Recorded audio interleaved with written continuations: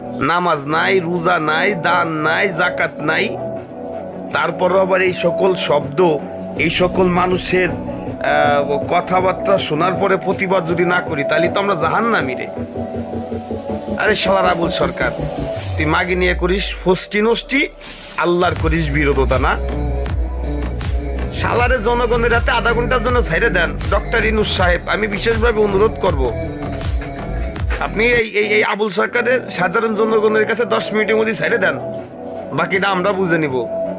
শালার বেটা শালা মাদারচোদ। আসসালামু আলাইকুম রাহমাতুল্লাহি ওয়া বারাকাতুহু। ওই যে এর আগে একটা মিছিল ছিল, লেগেছে রে লেগেছে, রক্তে আগুন লেগেছে।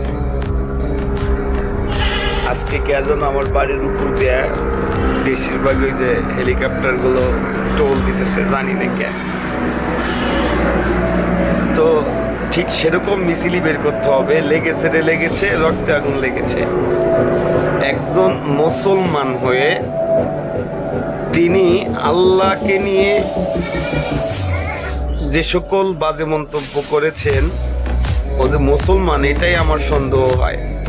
ওকে ন্যাংটা করে পাবলিকের সামনে চৌরাস্তার মোড়ে নুনুটা বের করে দেখতে হবে যে ও আসলে মুসলমান না হিন্দু।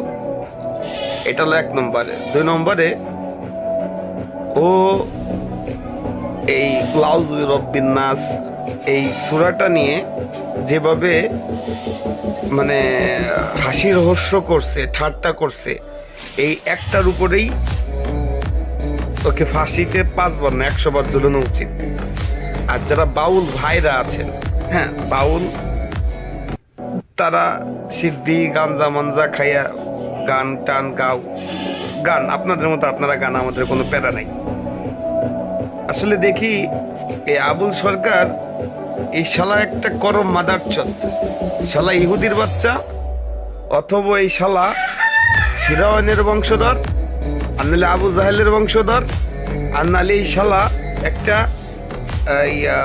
নেশাখোর মাগিখোর। এই শালা, এই আবুল সরকার, এই শালা শালা আমরা মুসলমান, আমরা শেষ নবীর উম্মত, তুই ডাইরেক্ট চলে গেছিস আল্লাহরে নিয়ে কুতুক্তি করার, গান গাইতেছিস না, আল্লাহর কোনো কিছু বুঝিস না। এই কথা বললেও আমার গুনাহ হবে, আমি বললাম না।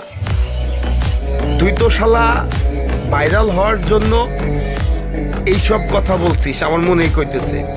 এখন ভাইরাল হইছিস, ভালো হইছে, তোকে ভাইরাল হওয়ার কারণে তোর ফাঁসিতে ঝোলানো হইবে।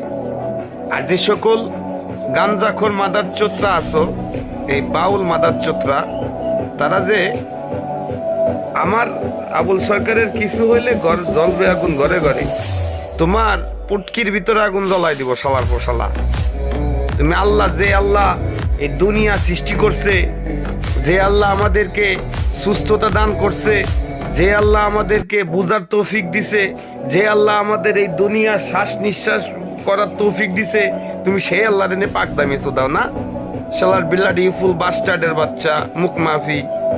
আর তোমরা কও যে আবুল সরকারের দোষটা কি? আরে শালা শুয়োরের বাচ্চা।